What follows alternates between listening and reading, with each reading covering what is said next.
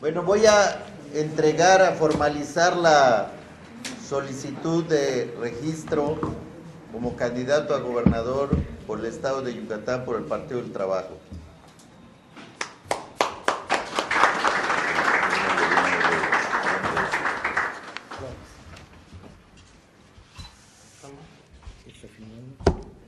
Esta, ¿no? ¿Quieres dar unas palabras, Eric? Sí, claro. Nada más le muestro a los compañeros de la prensa el registro.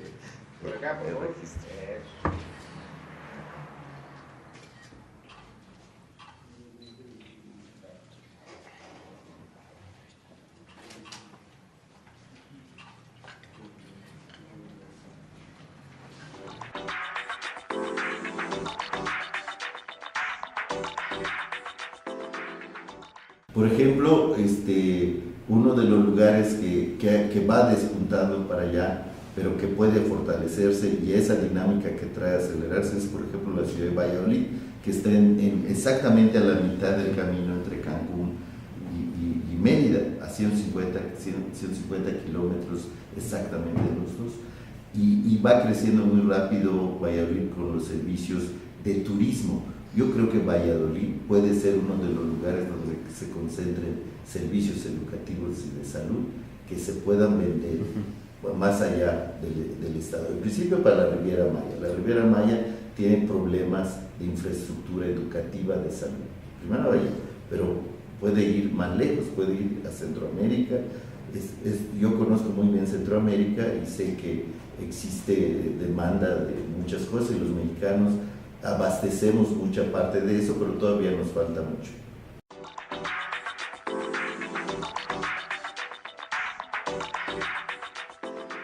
Bueno, ya decía, hay que, por un lado, con inversiones sectoriales, por el otro lado, con la generación de estos 14 polos de desarrollo, con dinámicas y con ejes diferentes. Uno puede ser el turismo y la educación, pero en Valladolid es turismo colonial y prehispánico, pero puede ser también turismo de playa. Tenemos nosotros costas que todavía no tenemos un sitio de playa importante en Yucatán y tenemos costas muy bonitas. Allá puede ser otro ejemplo, puede ser la ganadería en Tizimín, otro polo, o la fruticultura, citricultura del sur del estado. Pero además creo que debe de haber una acción complementaria de estas dos para aprovechar la infraestructura industrial de parques industriales que ahora existen y que no están aprovechados. Es el caso incluso de Mérida, pero estoy pensando también en Motul, estoy pensando en Valladolid, estoy pensando en Maxcanú, que puede ser otro polo de desarrollo. Y tenemos que buscar que empresas grandes vayan a Yucatán, para que sean esos motores que puedan sustituir primero a lo que ocurrió con el Enequén y luego con el intento de que las maquiladoras ocuparan ese rubro, ese papel que lo ocupó un tiempo pero luego se vinieron para abajo. Eso habría que hacerlo y tiene que ser una acción precisa de búsqueda de este tipo de empresas que dinamicen el conjunto de la economía regional.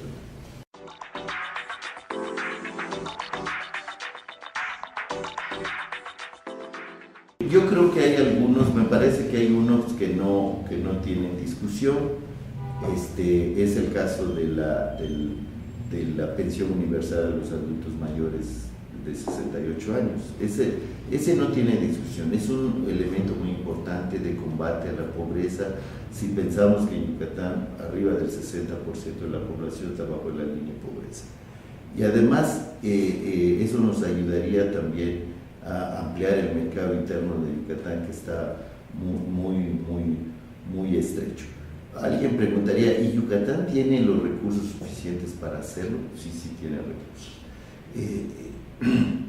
Yucatán tiene un presupuesto de cerca de 21,000 millones de pesos anuales. Desde mi punto de vista, este sexenio que está terminando, se han recibido 120,000 millones más 15,000 millones de deuda, lo que hace 135,000 millones, un poquito más tal vez hasta 140,000 millones de pesos. No se ven las inversiones en de manera clara, y creo que lo que habría que hacer es, por un lado, tener un gobierno austero, un gobierno que combata la corrupción. Tenemos muchos problemas de corrupción actualmente, como lo hubo también en el anterior periodo, y tenemos que, por ejemplo, francamente, hacer recortes de determinadas áreas. Por ejemplo, los de comunicación social son terribles, vinculados a la producción de telenovelas en el Estado. Para las dos televisoras más importantes del país, son rubros que estamos hablando de 500, 600 millones de pesos. Con eso, suficiente para pagar el programa de adultos mayores. Pero también, por ejemplo, siendo Yucatán con una población pobre, la mayoría de la población pobre, creo que aguanta perfectamente bien que los secretarios, los subsecretarios y los directores generales ganaran el 50%. No quiere decir que ganen muy poquito, pero lo que pasa es que ahora ganan mucho y estaríamos ahorrando otros 300, 400 millones de pesos anuales. Y otros rubros, hay un rubro, hay una asociación civil que se llama Cultur, que se dedica a cobrar el 50% de los ingresos a los sitios arqueológicos. Los sitios arqueológicos nos dejan entre 500 y 600 millones de pesos anuales. Es un hoyo negro que no sabemos dónde acaba. Y lo mismo la Comisión de Agua Potable. O sea que estaríamos hablando entre un programa de austeridad y estos recortes a rubros, estaríamos hablando de aproximadamente, solo en esos rubros, de 2.000 millones de pesos anuales. Porque estaríamos hablando de 12.000 millones de pesos en 6 años que bien pueden invertirse en infraestructura, en inversión en proyectos productivos, en educación, en salud y en la cuestión de los adultos mayores. Y otros rubros que habrá que reorientar, hay que triplicar la inversión al campo, hay que reorientar totalmente lo que viene ocurriendo en Yucatán. Los polos de desarrollo, además de construcción de clínicas y hospitales adecuadas para atención de la zona, también hay que reorientar en un sistema de atención preventiva a la salud. Es un tema que está totalmente descuidado. Hasta 1992 el Seguro Social tenía una red de clínicas en el campo, se retiró el Seguro Social y cayó en una desatención muy terrible.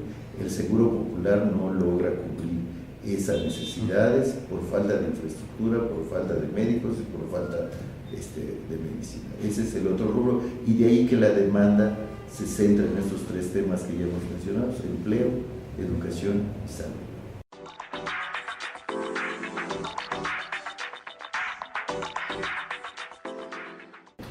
Bueno, primero porque debo decir que hay una condición.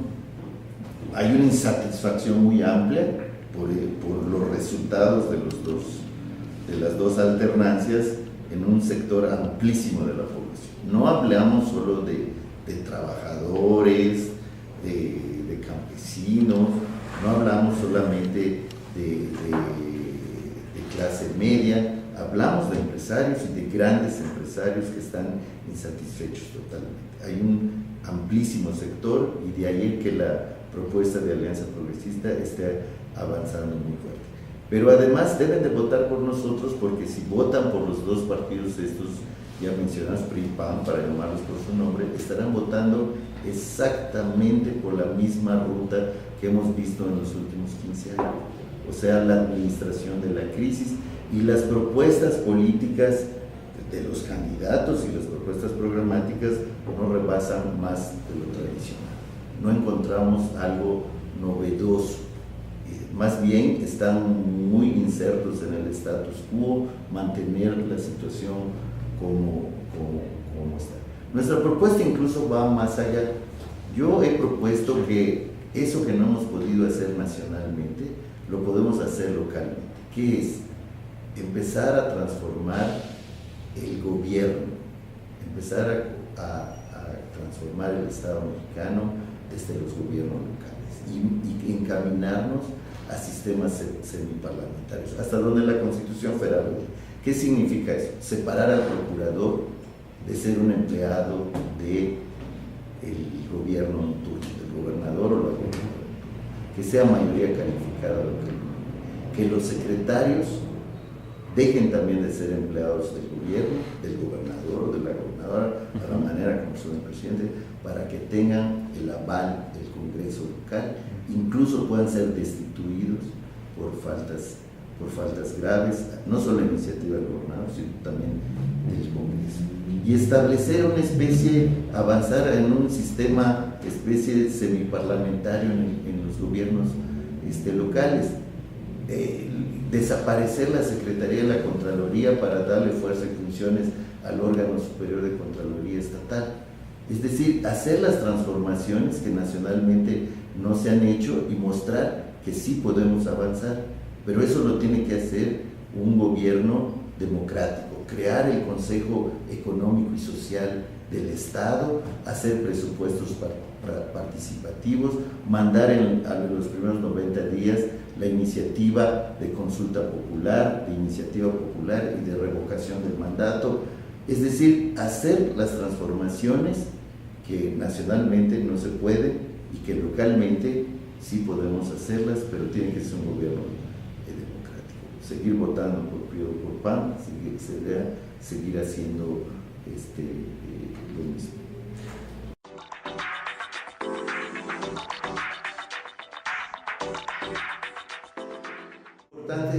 Muy importante, es de un crecimiento vertiginoso en este momento.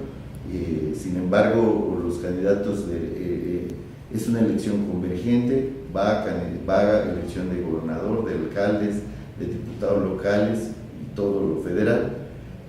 Estamos haciendo nuestro trabajo, pero es muy importante el escenario nacional que se está generando con el crecimiento de la candidatura de Andrés Manuel. Creo que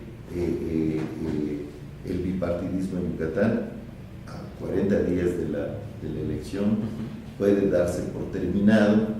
Veremos lo que ocurre. Creo que la elección de gobernador va a ser de 3/3 y vamos a ir por el tercio mayor.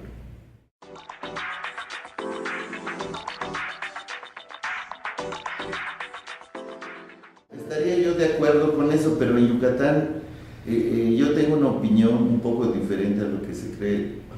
En Yucatán tenemos alta seguridad, no por la policía, o para decirlo de alguna manera, no solamente por la policía. La tradición cultural comunitaria en Yucatán es muy fuerte, y eso se lo debemos a la gran cultura que tenemos, que heredamos de los mayas prehispánicos y de los mayas contemporáneos. La solidaridad de las familias, la fraternidad, incluso el respeto en el que vivimos en Yucatán. Eso es lo que nos hace que no haya una alta delincuencia, incluso delincuencia común, pero menos delincuencia organizada. Además de eso, por eso digo que si queremos mantener la seguridad, entonces lo que tenemos que hacer es invertir en el capital más importante que tenemos, los yucatecos, evitar que se nos deteriore el tejido social, y por eso tenemos que hacer esa reforma económica y social, además de tener una policía más profesional, más tecnificada y digamos preventiva. Eso es una manera diferente de ver las cosas en un lugar que a nivel nacional es donde existe menos delincuencia, menos violencia, aunque de vez en cuando también. Nosotros no tendríamos problema por eso.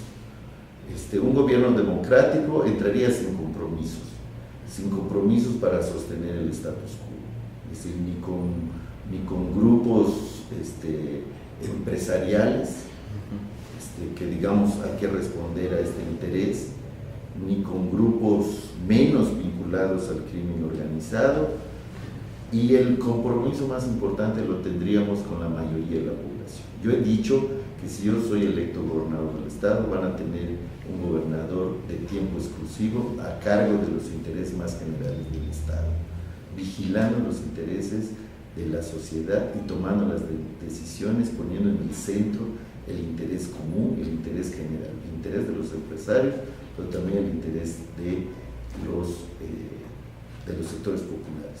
No vamos a trabajar ni para el PRD ni para alguno de los partidos de la Alianza Progresista, mucho menos para un grupo político y mucho menos para una familia, como ha venido ocurriendo con el cerverismo en los últimos 24 años.